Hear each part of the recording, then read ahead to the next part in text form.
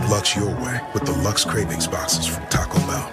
There's the classic $5 box, the indulgent $7 box, and a whole new obsession in the $9 box, the Flamin' Hot Grilled Cheese Burrito. Try the Lux Cravings boxes at Taco Bell today.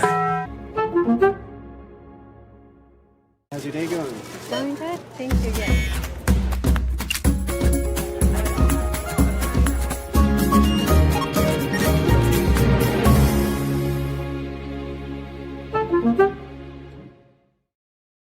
Check out the all-new Blue and Orange store at the Boise State Hall of Fame. The Blue and Orange store has your best game day gear. We're talking jerseys, hats, bumper stickers, car flags, more than 4,000 hats on the hat wall. If you want the best Boise State gear, make sure you check out the Blue and Orange store online at theblueandorangestore.com or the all-new Blue and Orange store down at the Boise State Allen Noble Hall of Fame. As sports fans, we may cheer for different teams, but there's one thing that we can all agree on. We want the game to be big. And with 3 levels, 30 cabanas, a 143-foot screen, 6 clean pools, and endless cold drinks, it doesn't get any bigger or any better than Stadium Swim in Las Vegas. All sports, all seasons. It's more than a pool deck. Stadium Swim. It's the only thing like it in the world.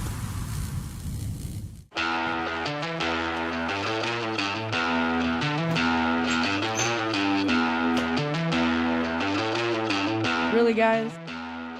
What? Jackson's always has those game right. Let's go!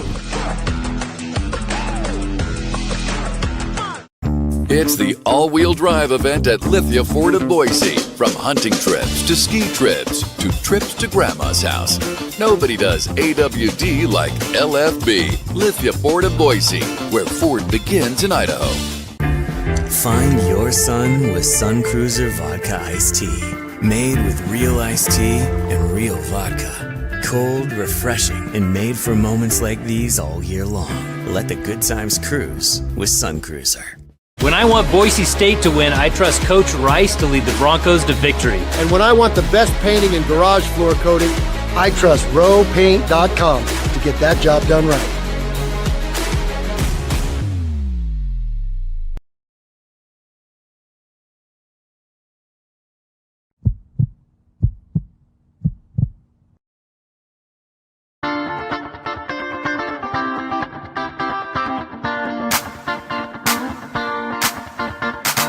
It's time for the Jacksons Postgame Show on Bronco Nation News. We're breaking down the game with highlights, interviews, analysis, and most importantly, you. Give your thoughts on the game in the ICCU YouTube chat, or leave us a message on the Signature Roofing voice box at speakpipe.com/BNN.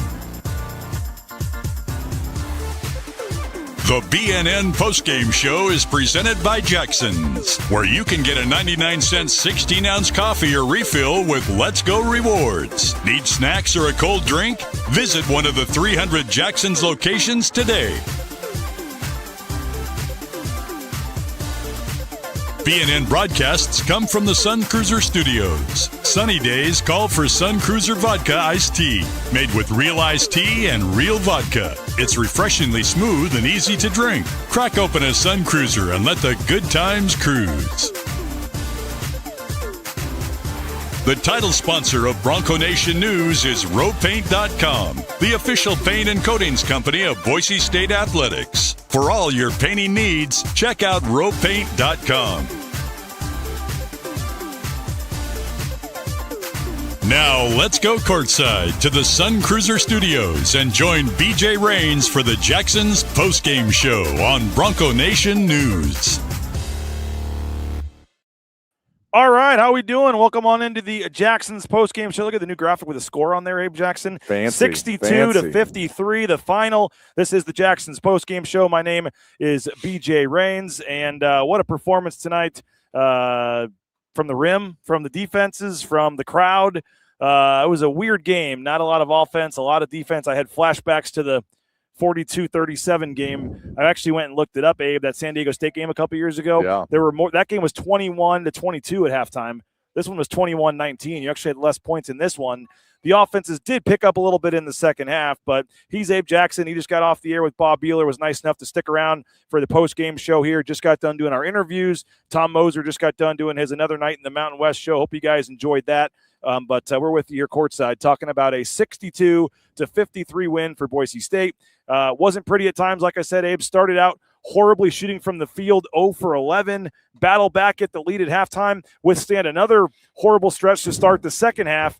But in the end, they pull away, they cover the spread, they win by more than the Ken Pom number, and all is well. Yeah, I mean, numbers wise, it looks fine when you talk about the rankings that they have, but man, there were some stretches out there that it was just tough to watch the ball just not go in the hoop. But what I will say is that it's a classic coaching line is that if we're not shooting the ball well, play good enough defense so the other team doesn't shoot the ball well either. And the Broncos held them to 31% shooting, and I think it was also held them to 15 or 18 points lower than their previous low score of the season. Yeah, 68 points I think was their previous low, and then they held them to 53. So 15 points under their low score. So if the offense isn't clicking, but you hold them to 31% and they go 0 for 11 or 12 in the first half from 3 in New Mexico, I mean, you can look at it two ways. Horrible offense, really, really good defense. Either way, they came out with a win. I thought it was probably somewhere in the middle. I mean, I thought at times some of the shots were bad shots because the defenses in the first half, I thought at times were playing really good defense. I mean, early in the game, Boise State was having trouble even getting the ball inside the key, which we said on the pregame show is going to probably happen. They really pack the paint. They let you shoot the threes, and Boise State starts out 0 for 10 from three-point range, and you're like, and I said in the pregame, like, if they have a 5 for 25 game from three, they're probably losing. Well, they go 6 of 30, and they somehow win. But they were 2 of 17 from three in the first half, and that was actually better. As you said, 0 for 12 for New Mexico. New Mexico finishes 3 of 25 from three-point range. 3 of 25 for New Mexico. I mean, if they just hit 1 or 2 more threes, it's a whole different game here. But like I said, it was not amazing, great defense at the whole game. There were some possessions and some, but there were just, I mean, both teams were missing layups, missing some open shots. I mean, it was a combination, but it was certainly not an offensive clinic out there. No, definitely not. I mean, you can look at the numbers, but the second half was just about what the Broncos shoot, though, in the season. The second half was what the Broncos do. It was 46% from the floor in the second half, 31% from three. Well, they struggled again from the line, but if you're taking a look at the shooting from the floor and the shooting from three, the second half was about what the Broncos do. It was the first half where it was 25% or so, which was just a struggle. But the bench is what was needed from the Broncos. 37-7 outscoring New Mexico from the bench. A lot of that was Spencer Aarons. Carmichael got into double digits. Nato was into double digits as well. Parolin with 4 points, but also 8 rebounds coming off his double-double against Nevada. So there were some signs there that the Broncos needed, and no bigger sign than Spencer Aarons getting 7 points in a row for the Broncos when they were down double digits at the beginning of that second half. No doubt. And I was going to bring up the bench because the bench outscores the starters tonight, 37-25, I believe it was. And really, I mean, there was a stretch there. It was the 11-0 run to start the second half. Leon went to the bench. Buchanan went to the bench. Keene went to the bench. They were part of that 0 for 11. He made some pretty quick changes, and those guys sat for a really long time because I tweeted about it at one point in the second half, but I said, I don't think you can take Aarons or Nato off the floor the rest of the game.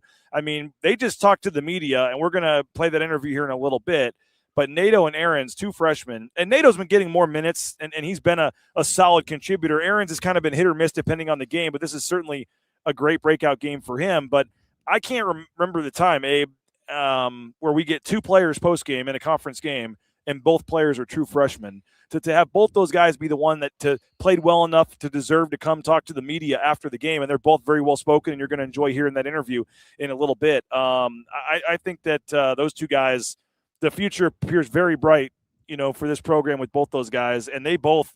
You mentioned the 7-0 run that Aarons had. Nato had a huge driving bucket when they really needed one. Let's give it up for the great Bob Beeler as he was walking on behind us. Bob Beeler heads off. Another great call for there he is. Stopping by. How much better you sound when the team wins. Amazing how much better you sound when the team wins. This is true. The Bucknell Hall of Famer, right? Yes, Hall of Fame and Bucknell. Bucknell Hall of Famer Bob Beeler. Yeah. Great call, Bob. All right. Well, soon to be Boise State Hall of Famer here at some point, right? We got to make that happen. But well, what I like, you're talking about the freshman. What I like about Nato, here's what I like about Nato. He doesn't take bad shots. He plays really good defense, and he doesn't take bad shots. The shots that he takes seems like they're shots that he should be taking. Driving to the hoop, maybe some threes that he's shooting, but it just seems like he doesn't force anything, and to do that as a freshman is pretty impressive. Yeah, and I thought that three, the confidence that he was playing with, he had a three kind of right in front of you guys and did a little dance, and there was another three where he kind of kissed to the crowd. You saw Aaron's. Yes. Yeah, I thought Aaron's had the confidence that he's playing with. Nato's been doing it all season. He's been getting minutes. Mm-hmm.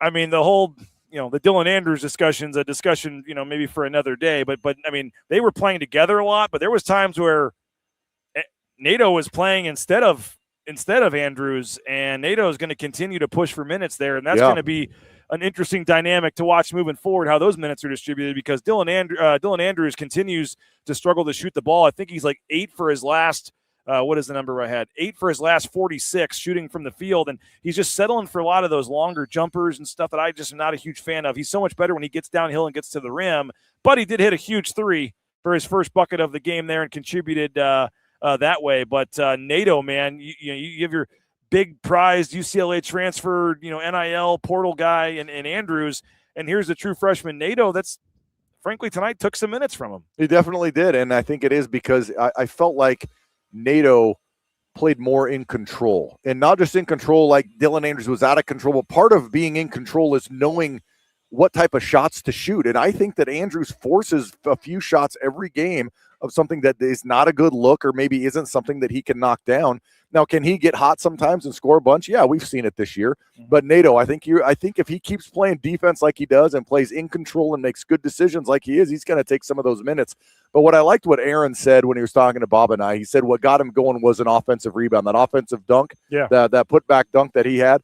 And he came in and he said, look, this coaching staff told me I'm going to get playing time if I play defense, which I need to get better at, and rebounding. And that offensive rebound dunk kind of got me going, got my energy going, and then I hit 2 buckets after that. So he got going doing something that the coaches wanted him to do and have probably been preaching since he stepped on campus. By the way, Nathan Carroll sends me a text. He's writing a analysis piece right now and looking at some of the analytics numbers. This was not really a surprise when I say this, but the season worst offensive rating for both teams tonight. Both teams had their worst offensive games of the season. And by the way, BJ, I watched the whole thing. Yeah. I could have told you that without a text from Nathan Carroll. This was probably the worst. This was the third time this year that Boise State has won a game when scoring exactly 62 points. So they're going back to a couple of years ago, and the defense number that I know you love at KenPom is up to number 20. And there's the Carmichael family, by the way. There's Eric Carmichael. There's Mrs. Carmichael back there. They had 42 people here from Bend, Oregon. And there was some right behind you, some up in the corner. They're all over. They're splattered all over the place here in this building. There's the Carmichaels certainly had reason to celebrate on a couple of those shots. I had a cool video of him hitting a three, and then all the people up there in the corner going crazy. Got sidetracked. What was I talking about? Oh, the defense. I mentioned that 42-37 game, but a couple of years ago, I mean, they could just slug it out and just win these low-scoring whatever games. And I still think, Abe, the offense and the shooting is going to be better than we've seen it to this point. But at some point, you are what you are when you're 13 games in. And we were just talking about your son here. Hey, how are you? Eric Carmichael. Nice to see you guys. Eric Carmichael. Give us a thought on your son here. He needs to shoot a little bit more efficiently. That's what I would say about my son. 42 people here tonight? Tell us 42 people, all from Bend. His basketball coach was here. Yeah, it was good. It was best defense I've ever seen him play. Good. Well, that was what won the game for the Broncos. Yeah. Was the defense for sure. He doesn't usually get to play for his defense, but he certainly did. 5 defensive rebounds. Yeah, he played pretty good. Yeah. So. And weird game, but you got to win. And we saw the section up there. That's pretty cool. Survive in advance. So yeah. Anyway, it was not pretty, but we will take it. All right. Good to see you. Always appreciate it. Eric Carmichael, the whole crew here. Appreciate it. Appreciate you jumping on there. But the The defense, 62 points, 3 wins. When you can win a game by scoring 62 points and do that 3 times in the first third of the season, like I said, I expect the offense to be better, but they are starting to show that if they have to, they can win these lower scoring games. Yeah, and that's the thing that you can take away from this is that it's easy to win games when you shoot 60% from the floor and you've knocked down 12 threes and you score 95 points. I mean, those games, you're going to win those games. How do you win the games where things aren't falling? How you shoot 25% in the first half, you come back and then you give up an 11-0 run or a 13-0 run to start the second half. You find a way to still win the game, and not just win the game, but cover the spread of what the net rankings in KenPom say that you should do. So it was not a pretty game to watch if you're a fan of offense. If you're a fan of defense, you were loving it. But at the end of the day, you got the win, and you're probably going to progress a little bit in those standings. What did you think of, I mentioned the bench really 7-4, but is this just one of those games where you're riding the hot hand, and that's just what it was? Or is there any, Javen Buchanan only had 4 points. I mentioned Dylan Andrews with 4. Andrew Meadow only has 6 points tonight. He only plays 21 minutes. Buchanan only 19 minutes. Fielder did have 11 and 5. He had a much better second half, hit some big shots, hit a big 3. Keene doesn't score in 13 minutes. Do you just chalk it up to one of those nights, or do you see any changes to the starting lineup type stuff, coming here at some point? I don't think so. I don't think any change to the starting lineup, even though Drew Fielder didn't start the second half. Pearland came in and started the second half for Fielder. But I don't think you're going to see any changes. I think that this just showed it's a very deep team, is that you don't have to rely on 1 or 2 guys to show up every night and not have an off night. You have your starters, pretty much all of them had off nights, especially just shooting percentage-wise. So you had to find the win somewhere, and that came from your bench. And a couple of the freshmen played really well. Pearson Carmichael played really well. And the defense, and he knocked down a couple big shots there. And so I don't think it speaks to any changes that need to be made. I think it just speaks to the depth of this team and that they can go to so many different options. If something's not working, there's so many options you can go to in different 5 guys that are on the floor. One of the greatest shooters in Boise State history, Abe Jackson, joining us here, a finalist for the NSMA Idaho Sportscaster of the Year. Yeah. Congratulations Thanks, to that. You had my vote to win it as well, but to be a right. finalist for the Idaho Sportscaster of the Year, pretty big deal. Congratulations to that. Hopefully you do win. It is 12:25 a.m., so I don't want to keep you much longer. We still somehow have 286 people that are up at 12:25 a.m. I think the Buchanans are still here, too. And what is it, 2:25 where they are? It is. a.m.? It is. They are the Buchanan family is in the chat. We always appreciate them. I think Mr. Buchanan works the night shifts. Maybe he's working while he's watching this. But maybe folks are watching this tomorrow, which I assume a lot are when they wake up, on New Year's Eve here. And a good way to start your New Year's Eve watching this show and talking about this win. But I said on the pregame show, I know December 30th, it's hard to call it a must-win game. There's a lot of games left. But knowing you're going to San Diego on Saturday, knowing you have Utah State coming up next week, and some of the games that are here coming up, I mean, you were really facing potentially 0-3 in the league if you didn't win this game. I know Leon may not say it. I know it's December 30th, but I felt like this was as close to a gotta win this game as they've had, early season like this, and it was a huge response. Well, not just a gotta win, but you gotta win because you're at home. I mean, the home wins here are what are so important because it's so tough to win on the road. I mean, you're going to San Diego State, and then you have Utah State coming in, who is just kind of running through people right now. They're 2-0 in conference, so I mean, it's one of the toughest stretches in conference that I've seen from a Bronco team. You got the number 1 ranked team in San Diego State, the number 2 preseason in Utah State, the number 4 team in Grand Canyon, all just back to back to back. All right, final thing for you, Abe. Saturday, as we said, San Diego and Boise State has actually won over there. I think they might have won there last year, right? Or they've won at least in previous years. I feel like they've actually been one of the teams that has found a way to win a couple games over there. Well, why would I just ask that? I could just look real quick. Last year in San Diego, I'm going to say they won. No, they didn't. They got crushed by 19. All right, never mind. All right. You'd think that we they won. Remember. It was 2 years ago. They had the overtime win there in the last game of the regular season. Okay. Max Rice hit that like half quarter. But there's, and I'll have to go back and add it up. But going into last year, Boise State had won like 7 of the last 10 or something against San Diego State. I mean, they've actually done okay against them. San Diego State was in a battle with San Jose tonight, did end up getting the win. They're not, I still think they're going to be really good, but they have had kind of a up and down start to their season. They're not going to have many students, hopefully. I mean, they get to 7 o'clock local time, not 9, but I don't think their students are in session, so it might not be quite as crazy as a crowd. But what do you make of the opportunity on Saturday? I think San Diego State's kind of been a little bit of the boat like Boise State is that on paper you have all these guys that you're thinking are going to, be big-time scorers and put up points and win a whole bunch of games, and it's just not quite working out like that. I mean, you got I was seeing something on ESPN. I think they have 2 of the top 44 NBA prospects on their team right now. And you have that in the Mountain West Conference that might be a little bit down overall. I mean, I don't know. I mean, I would think I was thinking that San Diego State was going to have a little bit better record at this point in the season, even though they are 2-0 in conference. Well, I appreciate you for staying up and doing this. We will see you in San Diego on Saturday. One of my favorite places to go. A couple favorite restaurants. Weather may not be great though, unfortunately. That's all right. It'll still be about 70 degrees. All right, it is time for our defensive player of the game, brought to you by Element Fencing. Who's your defensive player of the game? Let us know in the chat. Hey, appreciate you, man. Yeah, man. It's time for the Element Fencing Defensive Player of the Game. Brought to you by Element Fencing, a family-run fencing company with more than 40 years of hands-on experience. Let our owner, Brady, work with you to build your project from the ground up with the perfect design and materials to meet your fencing needs. Check out elementfencing.com today. Who's today's Element Fencing Defensive Player of the Game? Let's find out on Bronco Nation News. All right, we're back, and we found one future Hall of Famer to another. Jeff Grammer has been nice enough to sit down for a couple minutes here. We're giving away our defensive player of the game, a local fencing company here in Boise, Element Fencing, the defensive player of the game tonight. And Jeff, I mean, you could give it to the rim, you could give it to a couple different guys. Jay Call.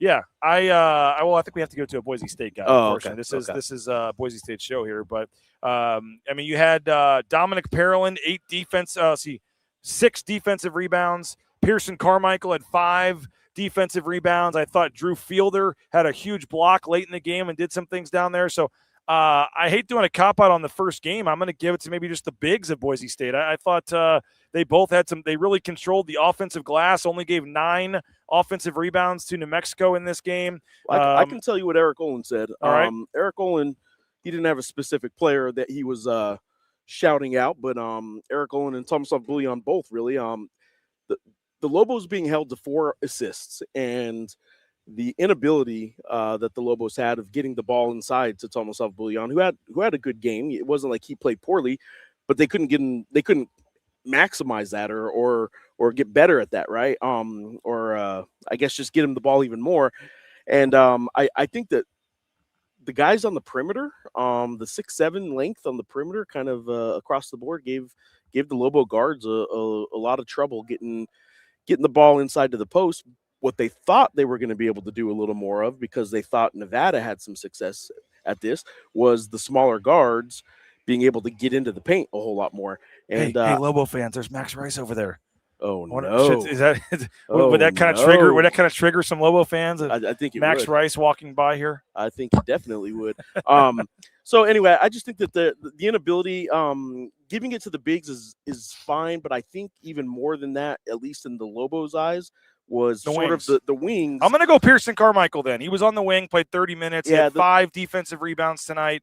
And in 30 minutes, he was a plus 25, which was the best on the team tonight. He was the one that had the huge game last year, kind of the breakout game, right? His first start against New Mexico. And he came off the bench in 30 minutes, had a plus 25, was a team best, and had a steal and had 5 defensive rebounds, and in one of those wings you're talking about. So I'm going Pearson Carmichael. He had he had half the crowd here tonight too, didn't he? 42 people from Bend, Oregon. They were over here in the corner up there. Yeah, they were over here. And then his dad just walked by and came on for a quick minute. So I think they were they were a very spirited group. They were they had enjoyed themselves before the game, I think, and then during the game. But all right, we could have given it to numerous guys. We're going to give our Element Fencing defensive player of the game. We're going to give that to, again, a lot of guys could have got it. I'm going to give it to Pearson Carmichael tonight, in part because of the folks being here. Element Fencing, check them out online, elementfencing.com. Appreciate them for sponsoring our defensive player of the game. All right,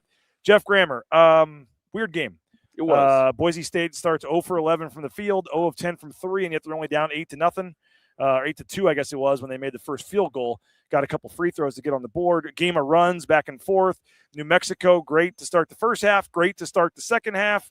They're up 11. It's a 13-0 run going back to the end of the first half, and looks like the crowd's restless, and it was just not good. And then Boise State chips away. Spencer Aarons, the freshman, gets going, gets 7 straight points for them, and Boise State works their way back and gets the lead, and then has to, misses some free throws and has to hang on a little bit there at the end. But, was it more great defense or horrible shooting for you? So it was horrible shooting, that's for sure. But I do think both teams did a really good job tonight. I think both teams in general, this is what they want to do, but they put you in spots where as a shooter, you're like, okay, I'm going to shoot the shot, right? But it's very much it's the low percentage shot that they want you to take. I thought when Boise State started the game 0 for however many. 0 for 11. 0 for and 0 for 11, 10 from 3. And it was 0 for 10 from 3. The 0 for 10 from three-pointers, that's what Eric Olin all year long has been trying to get teams to do, where they feel like they're open. Oh, I better take this. And then next thing you know, they're 2 for 13 or 0 for 10 and something like that. So that is what they're by design trying to do. I think they put you in positions where you take a low percentage 3-point shot and you don't even kind of realize you're doing it. So in that regard, I want to give the defenses credit. I think both defenses kind of put the opposing team into a lot of those bad shots, but man, have I not seen a game where two teams shot as poorly as these two teams. Even they're missing layups and short shots and free throws. And yeah, I mean, the Lobos missed 5 of 10, 5 of their last 10 free throws. They ended up 3 in a row. They went 1 for 2, and they had a chance to cut into the lead or the deficit. It ended up being 5 in a row because they had a couple later too. Okay. So it was they went one out of 2 free throws on their last 5 trips to the free throw line. Had they obviously, well, even if had they converted all of those, had they gone 10 for 10 in that stretch, it's a whole different ending to the game. But Boise State only had 9 turnovers. Yep. I mean, that was one key. Can New Mexico create some turnovers and get out in transition? They really didn't do that. They only had 10 fast break points, only 9 turnovers for Boise State, and one of those was on the first possession of the game when Dylan Andrews kind of shuffled his feet a little bit. I know of Tomislav Buljan's 6 baskets that he made for the Lobos, there was only one that was assisted, and it was the second play of the game. He had an alley-oop. And it was with 18:25 in the game, actually, in the first half. So it might have been the third possession. But UNM's second possession, I think it was, he had an assist. And after that, all 5 of his buckets that he did score, he had to go one-on-one in the post. And Eric Olin, and then he talked about it after the game too, Tomislav did, to me, that is exactly what on film they saw Boise State doing to teams. They make you go one-on-one. They don't let you pass the ball. They limit assists. And one-on-one defenders, you still feel like, okay, Tomislav tonight thought he's a pretty good offensive player. Mm-hmm. And he is a 23-year-old freshman. He has played in the highest level in Croatia. He did have some success, but if you make players go one-on-one throughout the entire game like Boise State did, they're gonna shoot poorly. You mentioned those wings, and by the way, Boise State's defense up to number 20 at KenPom. I mean, it's right now, I think, the best defense in the Mountain West. You look at those wings, though, and you mentioned them. Somebody mentioned it in the chat. Boise State is able to switch out there every time because it's just one 6'7" guy, another 6'7" guy, 6'6" guy, and all those guys can guard or at least stay with guys. So they switch a lot out top, and that allows them to. They don't really get any huge mismatches defensively when they switch. Yeah, that's absolutely what I think the biggest theme of tonight's game is the Lobos weren't able to get any space on switches, weren't able to get any space to pass the ball on the perimeter. They're 2 small guards who have been successful this year at getting in the paint. Mm-hmm. When they did get in the paint, they were still missing some shots too. Well, I thought even first 8 minutes of the game, I thought the same could be said for Boise State. Yes. I thought New Mexico's defense started out tremendous. And Leon said, hey, we actually took some pretty good shots. We just didn't make them. But I didn't see a lot of guys just wide open or having any kind of opportunity to get into the paint. And we knew that pregame, that's what they do, and they are very good at it. And I thought early on, Boise State was just doing nothing offensively. Yeah. And New Mexico's defense deserves some credit too. And what the Lobos feel they squandered was they went on the road and held Boise State to 63 points, which even if, even that number probably could have been a little 62, bit better. I think. 62, 53. Yeah, that's, But that was New Mexico's lowest point total, right? 53? Yeah, and it was by far. They squandered a really good defensive effort on the road against a really good team, and you're not going to win too many. Well, first of all, you're not going to lose too many games when you defend like that, but you're not going to win almost any games when you play offense as offensively as they did tonight. They just couldn't hit anything. So yeah, it was they feel like they really missed an opportunity because it's going to be hard for them to match that defensive effort all season. You know, they got 18 more conference games. If they match that defensive effort maybe 2 or 3 more times, and you hope you win those games, but like they're not going to play that well defensively probably very many other times. And they lost. I would say, and you go to every game, you travel around the Mountain West, you know, all these arenas, and you obviously see a almost sellout crowd every time at the pit. You know, this wasn't a sellout by any means. They announced it at 9,800, but for a 9 p.m. game in the break with no students, I actually thought it was a much better crowd than I don't know what you were anticipating tonight, but a 9 p.m. game the night before New Year's Eve with no students here. Yeah. I mean, that was the loudest. You haven't been, this is your first game here this season, but that was the loudest in the second half that it's been all season in here. And I thought maybe you get the diehards that do show up at 9 o'clock that are going to make more noise. And I thought that, like I said, it wasn't full, but it was a much better crowd than I thought it was going to be. Kudos to Bronco Nation. And I'll say this, like at times I think Eric Olin, you know, there were some calls he didn't like. There was some runs. He's having to call timeouts. Like these road venues he's going to face this year, not what he was facing at UC San Diego last year. And you have a whole new team, new players. I know they already played at VCU and at New Mexico State, but life in the Mountain West is not easy. And he's going to have much better crowds than this. But I thought, I'm not saying the crowd was the reason that Boise State won this game, but I just thought that some of the close calls not going their way, that the crowd getting into it on some big buckets, the momentum swings. I thought New Mexico, a lot of their guys are, you know, stepping up in competition or whatever. It's like, okay, this is what it's like in the Mountain West on the road. Yeah, I think so. I think I mean, I don't know how much. First of all, they were a little shorthanded. A lot of teams are at different times, obviously, right? They did only have suited up 9 tonight. One starter was back home sick, but he hasn't been a hugely impactful starter. So that wasn't the main factor. But they played in their first conference road game, and I would say that the crowd and this environment probably did play a factor in it. I would also say that frankly, they just so evanmaya.com has the kill shot thing, right? I don't know how often you track that. I love it. It's like one of my favorite stats, but 10-0 runs or better, right? And UNM has the most in the league and has only given up 1 until tonight. Tonight, that second half, they gave up I think it was a 9-0 or 7-0, and then they gave up a 10-0.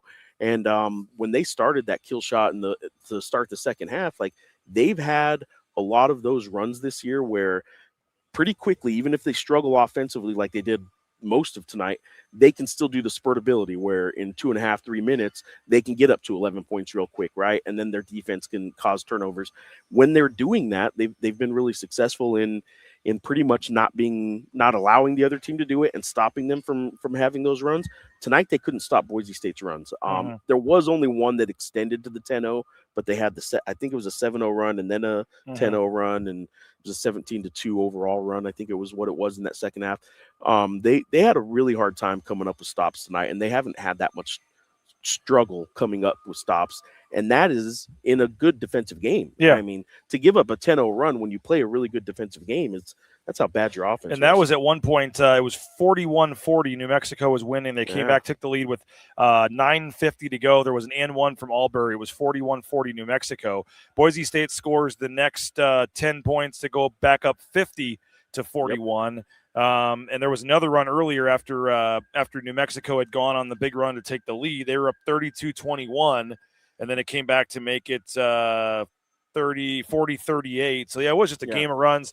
Final thing, I know you got your stuff to do and your stories to write and everything, and we'll be reading your coverage at the Albuquerque. What time's your flight, by the way? Like noon tomorrow. Okay, that's not quite as bad. No, they're what? And again, like Andrew Meadow only had 6 points tonight. Javen Buchanan only had 4 points. Dylan Andrews 4 points. It wasn't like this was a vintage Boise State game, but you saw some bench guys step up and really contribute. Like what? I know you've watched them on TV, but seeing Boise State in person tonight, what's just your take on this team and their ceiling, and just kind of your thoughts as you when you walk out of this arena? What are you going to be thinking about Boise State? I mean, I think they got to play defensively like they did tonight, because offensively, I still don't know who the guy that's going to set the table for him consistently. I know the freshman, is it Neto or Neto? Nato. I like how he's coming along. Dylan Andrews is a guy that he's the starting point guard. I I don't know yet which one of those two guys is going to be the guy that sets the table for him down the stretch. And in key moments, who's going to be the point guard that sets everything up. And I do think that while they have a lot of talented wings that can score and a lot of bigs that have a lot of ability, I still think you need a point guard to take over in setting them all up. And I want to see you're asking either a true freshman to do it, or you're asking the guy who I just haven't seen do it enough yet this season. I would say that's my only question offensively. So as long as they can rely on that defense and the rebounding, which they've done for years, if they can rely on that defense, I still think they're going to be right in the mix as a top 4 team in this league.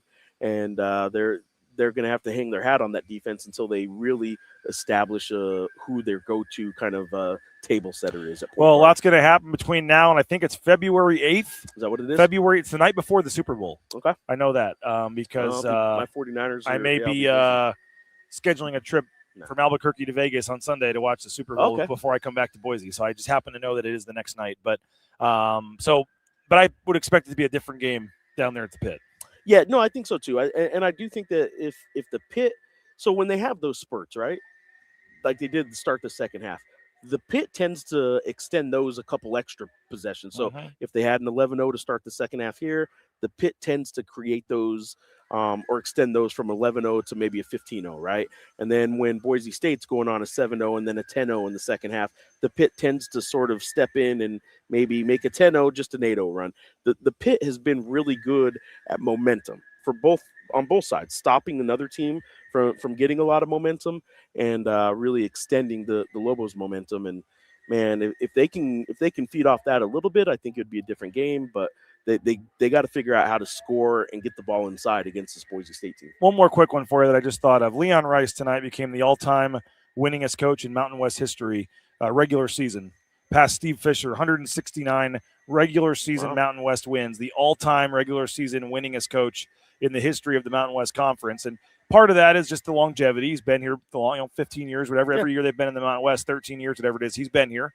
But I think something can be said for that. You've had a lot of coaches come and go in this league. He's stuck it out. I know at times fans in Boise have thought that he's reached the ceiling here, and they're a little frustrated with the lack of success in March and the 0-10 in the tournament and all that. And I know sometimes he rubs some fans around the conference the wrong way with how he treats the officials and some of the comments. I know the New Mexico fans obviously have issues with the whole issue with the baseball team and all that, and I understand that. But just you've been in this league a long time. You've covered Leon a long time.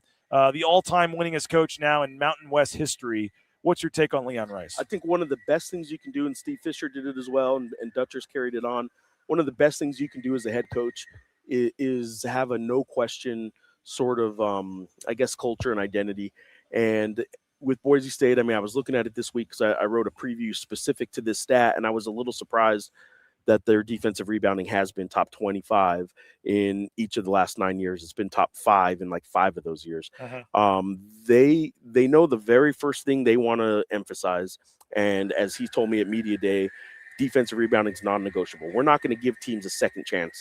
They have a whole system how they track it. Where on every single rebound, all 5 players on the court get a grade. Yeah, and it's a really they put a crazy amount of time into rebounding. Well, you when you know where you start and when you know what the one non-negotiable thing that your defense or your team is going to do all the time, I think that's a start. I've covered some Lobo teams that had a bit of an identity crisis, didn't know if they wanted to be a three-point shooting team or a defensive team, a high-pressure ball, whatever. I think Leon, for starters, has every single year established one thing that is what we're going to hang our hat on, and defensive rebounding is it. I think San Diego State's done that in the Fisher and Dutcher era as well, and that's why those are the 2 most successful teams since Boise State's been in, right? New Mexico was that team for a while, went through a decade of identity crisis, really, where they couldn't figure out, if they were going to be this or that. And I just think that's what Leon's done really well. He knows what he wants to do and keeps doing it over and over and over again. And maybe sometimes that gets boring. Maybe sometimes fans sort of say, okay, well, we've seen this before and this is all it is. Maybe he hasn't won in March and all that kind of stuff. But it's hard to be as consistent as Leon and this program have been since he's been here. It's hard to do that. And I respect it. Yeah. Well, we appreciate you jumping on. Respect you, man. And your coverage at the Albuquerque Journal. You're doing great stuff with your podcast. We've been doing election coverage. You've been, it's kind of funny because I know the feeling like you show you're good at something, and then it's like, well, maybe I shouldn't have shown that because now you get brought into other stuff. You're in the newsroom hosting the election. I mean, Jeff Grammer can do it all, folks. I can't wait till they start paying me like I can do it all. Well, appreciate you, man. Safe travels back. I know you're going to be a part of our Another Night in the Mountain West show at least once a week. And anytime that the Lobos aren't playing, we're hoping you can jump on with Tom and talk Mountain West basketball. Nobody really covers it in this conference as well as you and Mark Ziegler. And there's a couple of you that have been doing it for a long time. And I'm glad that you're wanting to get involved with the Another Night in the Mountain West. And we're going to get you there, like I said, weekly at least and see where it goes. And we'll see you February down at the pit, man. Appreciate it. Oh, people wanted to ask who paid for lunch. And then they were also asking where we went to lunch. We were supposed to pay? Actually, somebody recognized you and just paid for you. It was crazy. Right. It was crazy. Yeah. We paid for ourselves. Yeah, we did. We each paid we just got our own tab. I should have. It was like an $11 lunch. I should have just. I should have taken care of it. Now I feel bad. I was expecting. I was waiting for you to pay, and then you didn't offer, and I was like, "Well, I'm not paying for him then if he didn't." Thought it was kind of weird that you weren't picking up the tab, but whatever. Appreciate you, man. We'll see you down at the pit here in a couple weeks. Appreciate it, man. Speaking of Leon Rice, let's hear from Leon Rice on becoming the Mountain West all-time leader in wins. Some great coaches in this league. Yeah. More regular season wins. And what does that mean to you? And that's what it means to me is what you just said. That's why it means something and a lot because of the respect I have I know this league in and out, and I know the great coaches that have been here, and I know who I just passed. Steve Fisher, Hall of Fame, Naismith Hall of Fame kind of coach. I mean, the stuff he's did in his career, and the respect I had for what he did, and a lot of other great coaches that have been in this league. So, I mean, when we moved from the WAC to the Mountain, I was pretty sure we wouldn't win one game in this league. And so the persistence that it takes to just keep grinding and keep trying to get your program better and better and better to have that, it's pretty special because of the respect I have for this league and the coaches that have been in it before me and how hard it is to do in this league. I feel like you know the number because I forget, like we talked about or something, but like how many coaches have come and gone in this Oh, league? yeah. I lost track about 50. It's been amazing, yeah. I mean, just to see coaches come and go or get fired or take different jobs or whatever all these years, and you've had opportunities, whatever, but just to be here as long as you have, and be consistent. What does that consistency and just being here as long as you have and kind of mean to you? Well, me and my coaching buddies have talked about that, and you know who they are. We always it's harder to just keep building something than it is maybe to jump and build it and start over somewhere else and move and kind of stay ahead of the posse. It's hard to just keep making your program better, and not that I'm by no means doing it by myself. I know that. The big difference, a big change is our administration keeps helping me make it better. I have great assistants that have been loyal and have helped make everything better, and we just keep evolving and keep trying to find new ways and creative ways in this ever-changing world in which we live in. Shout out to the Beatles, right? But it's hard. You got to keep evolving. You got to keep being aggressive, and you got to try to stay a step ahead in some things. And like I said, the moment I don't feel like we're getting better, I shouldn't be done.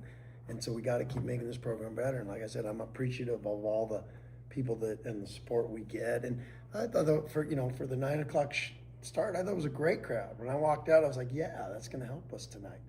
Because, I know the fans don't love the 9 o'clock.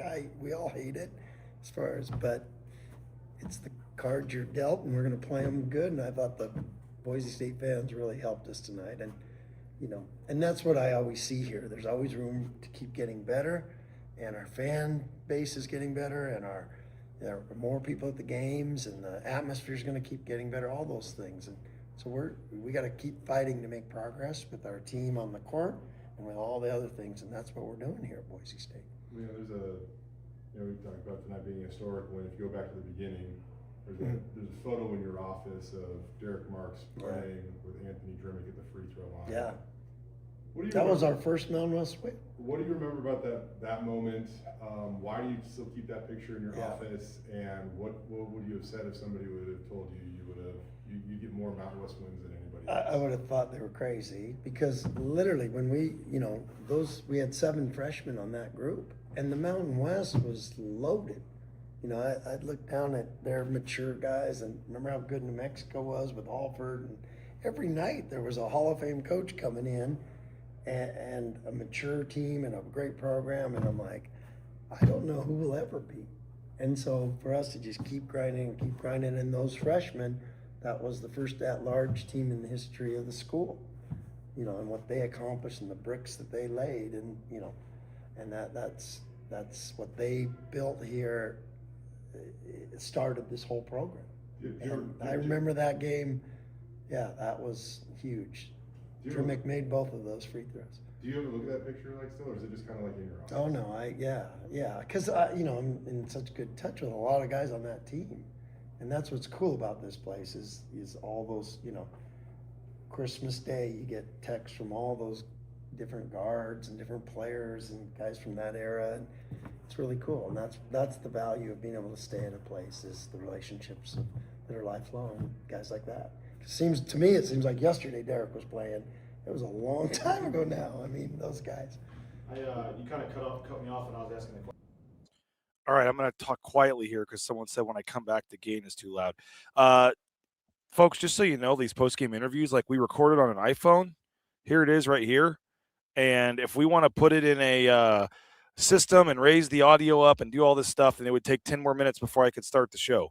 We wouldn't have post-game interviews. So I know a lot of you are complaining about the audio level and the volume on the post-game interviews. I apologize that it's not better, but it's also 12:54 a.m. and we're trying to get on the air as soon as possible. So we also have no tech intern here because it's winter break and both of our student interns are home with their families. So love the amount of people that like to complain about a free show that they're watching on YouTube. So there's no audio gain. There's none of that. On this, there is. Yes, I have a mixer right here. I have audio gain levels, I can change that. But when I play a video from my phone, there's nothing I can do about it during the show. And unless we do audio editing, and yeah, there's Kanan. There's our intern right there. Blame him. He's in California with his family for Christmas. It is just amazing the amount of people that want to complain and bitch about a free product on YouTube here at 1 a.m. But I'm just a little behind the scenes here.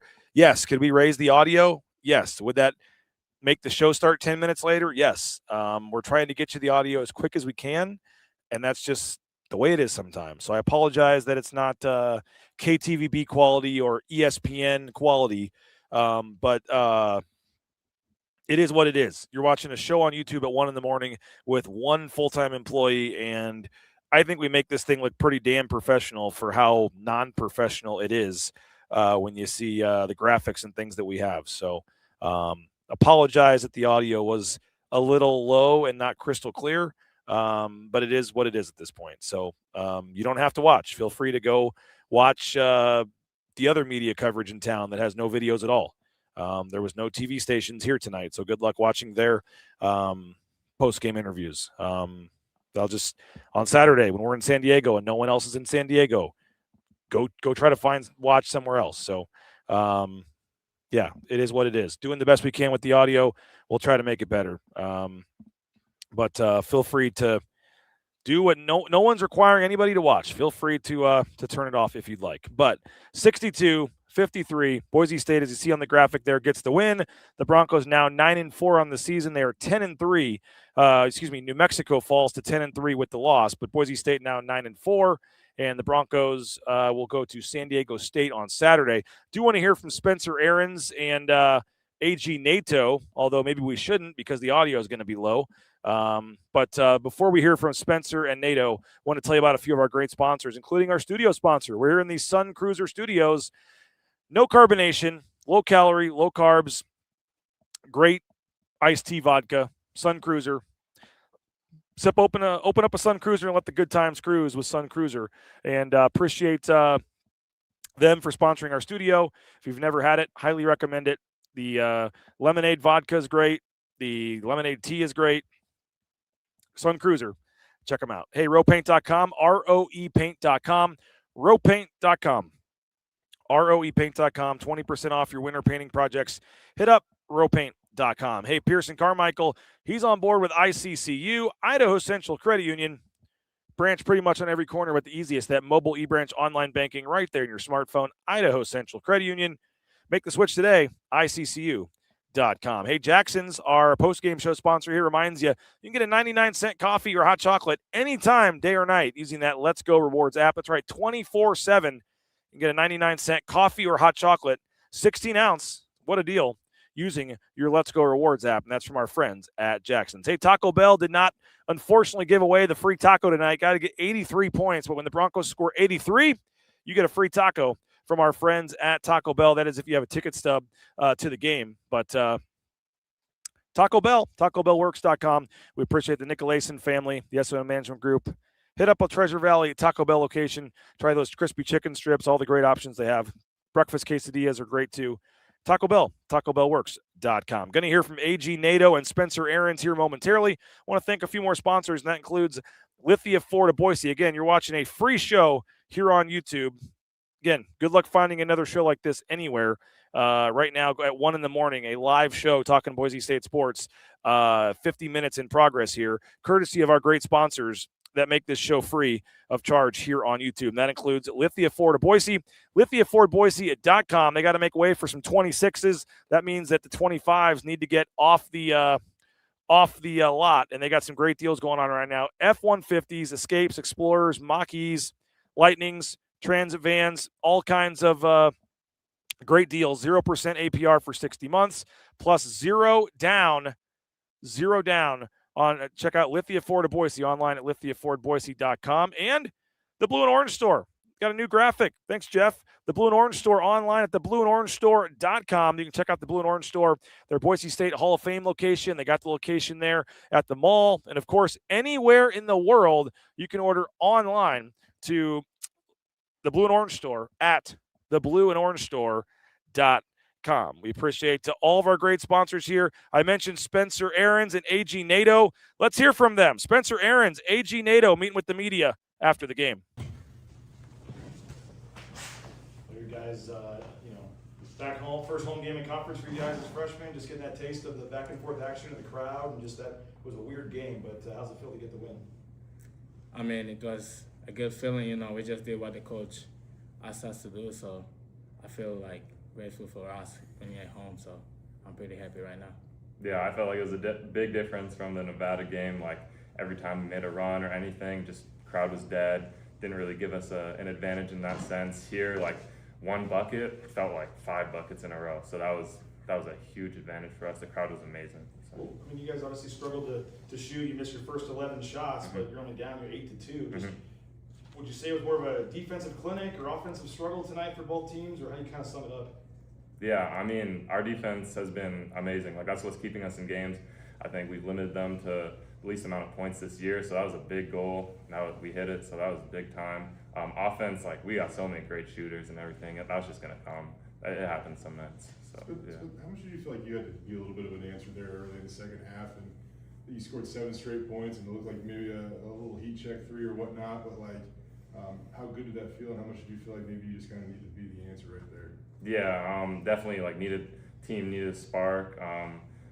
Been working so hard in practice and stuff. Like I just knew it was gonna come. Just I'm not forcing anything. Just let the game come to me. Started off with an offensive rebound, which they preach. Rebounding is like a big thing here. So it was funny that it started that way. You guys have scored 62 points 3 times this season. This is the lowest of the season, but all 3 of those were wins. How good does that make you feel to know that you can have a game like that and still come out on top?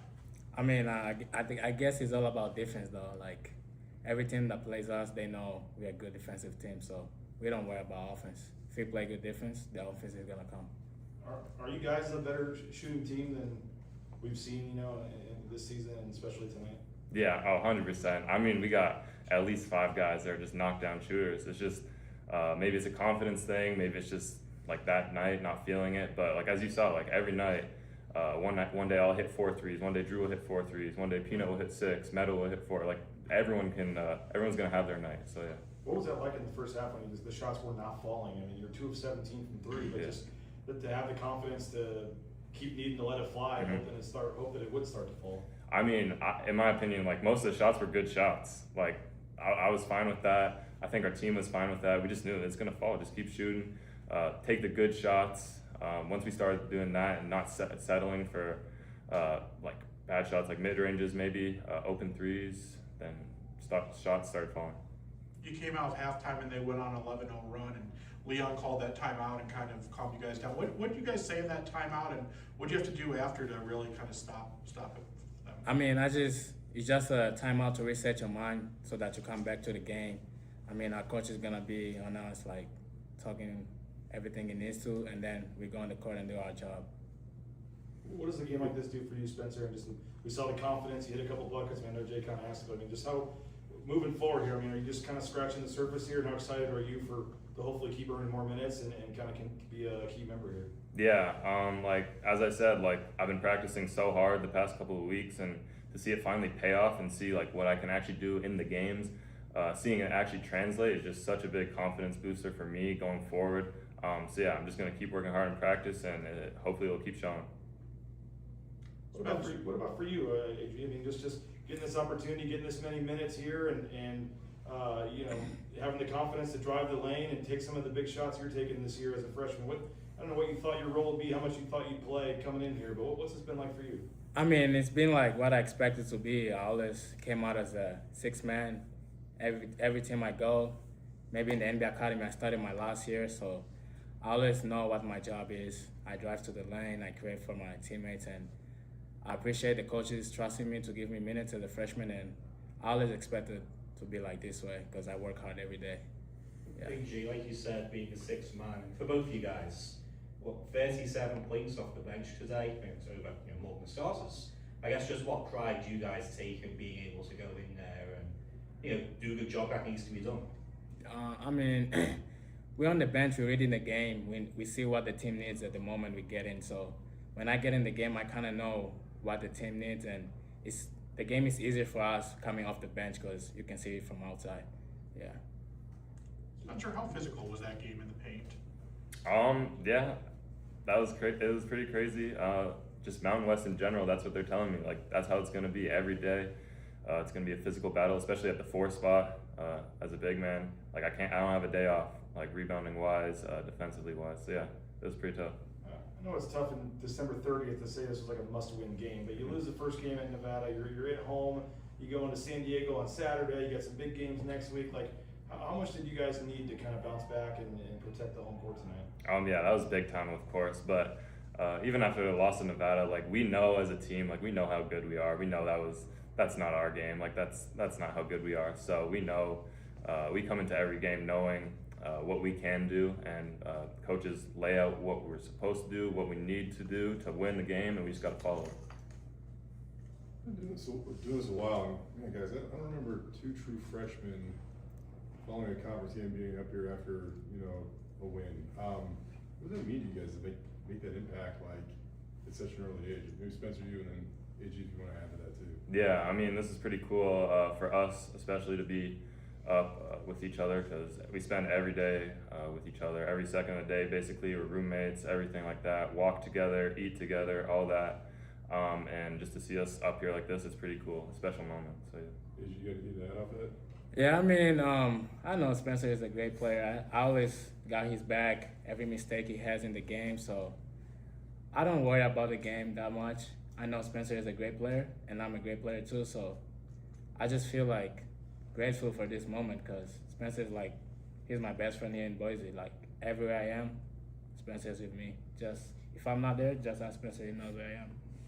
You guys come in, piggybacking off that question, you guys come in, as freshmen, what were you kind of expecting from the season when you do come in? Yeah, for me, obviously it's been pretty tough. Like I started really well, then kind of had like a bit of a trouble and stuff like that, finding playing time. Can't really expect much coming as a freshman nowadays. Like a lot of 5 stars, 4 stars, like aren't even playing. So to be able for the coaches to trust me and AG to like play, like that's big time for us. You don't shoot a ton. Like how do you kind of pick and choose, and like that first half and one, it put you guys in the lead, and it just kind of felt like lifted, I don't know, a little bit of weight off your guys' shoulders? Like, how big was that play? I mean, that was a big play. The way I play is so easy. I just do what the defense gives to me. I don't take a lot of 3 points because I know I can create shots for my shooters. I almost like shoot more like open threes, stuff like that. I don't like to force shots. That end one was like to bring some juice to the team. We needed that in transition. That's what I do better. Yeah. All right, there you go. Spencer Aarons, AG NATO, talking with the media there post game. And I said this earlier, but I cannot tell you the last time. I really don't know the last time that Boise State in a conference game has sent 2 freshmen to the post game press conference. Pretty impressive when you think about those 2 guys and what they did coming off the bench. We've got to give away the Matt Boucher player of the game, and you've got some different options, but I think Spencer Aarons, you just heard from him, our Matt Boucher player of the game. We're going to give it to Spencer Aarons. Matt Boucher, Boucher Real Estate, #1 ranked realtor in the Treasure Valley.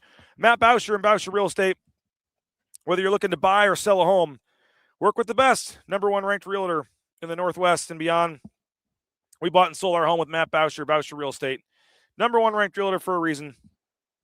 Highly recommend Matt Boucher and Boucher Real Estate. Our Boucher Real Estate player of the game, Spencer Aarons, comes off the bench, 5 of 7 from the field, 2 for 2 from 3-point range, had 8 rebounds, 12 points, a plus 17 tonight for Spencer Aarons. And Boise State was down double digits. He had a huge 7-point run there to help Boise State come back in the game and make it a little manageable there. Spencer Aarons, the freshman, is going to be our Matt Boucher, Boucher Real Estate player of the game. Again, check out BoucherRealEstate.com for more. We appreciate Matt Boucher and Boucher Real Estate. Hey, also want to shout out Ridley's Family Markets. ShopRidleys.com. 13 locations in the state of Idaho, surrounding states. ShopRidleys.com. Download that Skip app. Get savings up to 40% off at the checkout line. Visit a Treasure Valley or state of Idaho location. Shop Ridley's Family Markets. Hey, Transportation Compliance Service, transcompservice.com. Jeff Grammer exiting the building here, folks. Appreciate you, Jeff. One of the best in the business. Check out Albuquerque Journal website for Jeff Grammer and his coverage. Hey, Transportation Compliance Service, transcompservice.com. You looking to get into the trucking industry? DOT, overweight, all the permits, all the stuff you need to get into the trucking industry. You can check them out online at Transportation Compliance Service, transcompservice.com. It's a local company helping out folks all over the Treasure Valley and all over the state of Idaho, all over the world, based here in the Treasure Valley. That's Transportation Compliance Service. Hey, speakpipe.com/BNN. You can leave us a voicemail on the Signature Roofing voice inbox. We want to hear from you. What do you think of Boise State's win? What do you think of the football transfer portal news? Anything you got on your mind, Boise State related, leave us a voicemail. Just go to speakpipe.com/BNN, and you can do it right there from your phone, from your computer, from your tablet. Leave us a voicemail, and we'll play it on an upcoming show, and you could win a prize from one of our great sponsors for the voicemail of the week, and that's brought to you by Signature Roofing, online at mysignatureroofing.com. Signature Roofing, whether it's a re-roof, a repair, an estimate, or an inspection, check them out online at mysignatureroofing.com. They also sponsor our scoreboard update, the Signature Roofing scoreboard update. You look at what went on in the Mountain West tonight. The Mountain West, you heard Tom Moser talk about it on Another Night in the Mountain West, and I hope you had a chance to check out that show because he does a tremendous job covering Mountain West basketball for us. You can go back and watch his show. It is on our Bronco Nation news feed. There were 5 games in the Mountain West tonight. You had Wyoming beating Air Force 68-56. Nevada goes on the road, gets the win at Colorado State 75-62. How about Nevada? A home win over Boise State, a road win at Colorado State. The Wolfpack 10-3 in the conference and 2-0 in Mountain West play. You had and Craig Neal, by the way, Noodles Neal, the associate head coach. He joined Tom on the Another Night in the Mountain West show. You can go back and watch that interview on that show. Utah State, they keep rolling. They're 2-0 in conference play. They get a win at Fresno State, 72-63. The final in that one, Utah State 11-1. And don't forget, a week from Saturday, Utah State will be here at ExtraMile Arena for a huge game. That the game hopefully will be sold out. San Diego State, they kind of struggled a little bit with San Jose, but they pull away. San Diego State wins 81-68. They're 2-0 in Mountain West play as well, although they've got, wins over probably the 2 worst teams, Air Force and San Jose. But San Diego State, 8-4, 2-0 in the conference. heading into their matchup with Boise State on Saturday. And then, of course, here at ExtraMile Arena, 62-53, Boise State takes down New Mexico. That's your Signature Roofing scoreboard update online, mysignatureroofing.com. Appreciate all of your comments tonight, all of your analysis, your folks. People are asking about Cash Herrera. By the way, Chris Van Sickle just talked to Cash Herrera for an article. We're going to wait and post that, I think, the first day of classes once he's kind of unavailable to the media for the rest of the semester. But Cash Herrera, we did talk to him, the incoming quarterback, and we'll get that for you at BroncoNationNews.com. Again, go subscribe. 50% off right now. I don't know how much longer they're going to let that deal last at 24/7 Sports, but 50% off right now. That's $5 a month. Gets you Mike Prater, Nathan. He already sent me his story. I'm going to post that right when we get off the air here. All the great recruiting coverage from Chris. You want exclusive content you're not finding anywhere else in terms of Boise State's coverage. You can get that for $5 a month at BroncoNationNews.com, and subscribe now before our deal goes away. But it is 1:13 in the morning. We still got 478.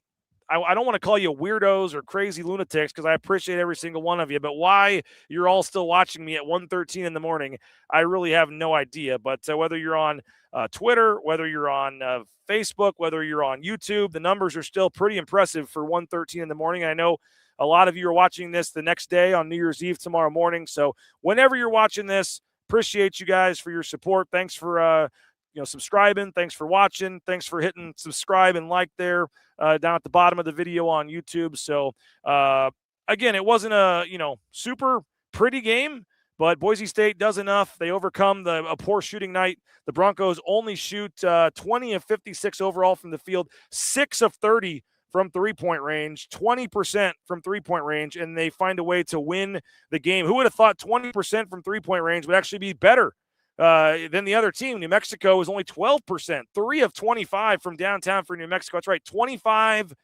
threes. And congratulations to everyone watching this chat, because in the first half, you made as many threes as New Mexico did, 0. They were 0 for 12 in the first half from three-point range. So just an abysmal shooting performance. I know the defense, at times was okay, but overall, this was just a pretty ugly basketball game. A lot of missed layups, a lot of missed shots, and Boise State ends up covering the spread, winning by more than they were supposed to at Ken Palm. Overall, it ends up being a productive night for Boise State. They get the win, they get to 1-1 in conference play, and now they get to have some fun on Saturday night going to Viejas Arena there at San Diego State. Grant Teton saying 10 out of 10 show. Appreciate that. Let's see. Josh and Brenley Fife.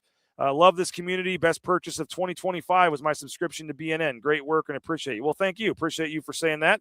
And we hope the subscription is worth it to folks. So we appreciate you for saying that it is. So appreciate that. So all right, stop with the positive comments here. I don't need any more of them. But appreciate all you guys that are commenting on the chat. And again, thanks for staying up late.